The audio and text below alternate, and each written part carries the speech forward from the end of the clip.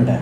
अब तो ऑडियंस की टारगेटिंग के अलावा आप ब्रॉड वे भी टारगेटिंग करते हैं ना, तो अगर आपका क्रिएटिव अच्छा है तो आपको रिजल्ट्स मिलना शुरू हो जाते हैं, क्योंकि सिस्टम को पता है, फेसबुक अब इतना मैच्योर हो चुका है उन निशेस के साथ कि वो इजीली आपको राइट ऑडियंस तक पहुंचा देता है। शर्त क्या है कि आप राइट ऑडियंस के लिए अपना कंटेंट को पब्लिश करना शुरू करें, राइट ऑडियंस के लिए एड कॉपीज लिखना शुरू करें, ठीक है।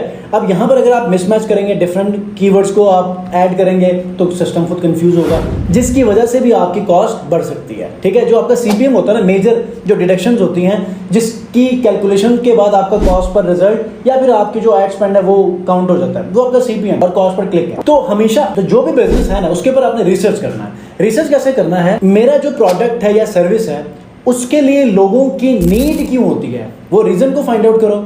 उसके बाद देखो कि यार अगर कोई प्रोडक्ट है तो इस चीज के ऊपर आप एनालिसिस करो कि यार अगर ये प्रोडक्ट है तो इस प्रोडक्ट का पेन पॉइंट क्या है, इससे लोगों को क्या हेल्प मिल सकती है। वो जो हेल्प है ना, उसको आप एज अ हुक इस्तेमाल कर लो अपने वीडियोस में। अगर आप इमेजेस बना रहे हो तो अपनी पूरी ब्रांडिंग, जो आपका ब्रांड का कलर है, उसको आप मेक श्योर करो कि अप्लाई करो, और उसके बाद ज्यादा कंटेंट को आप यूज ना करो इमेज वाले में, ठीक है।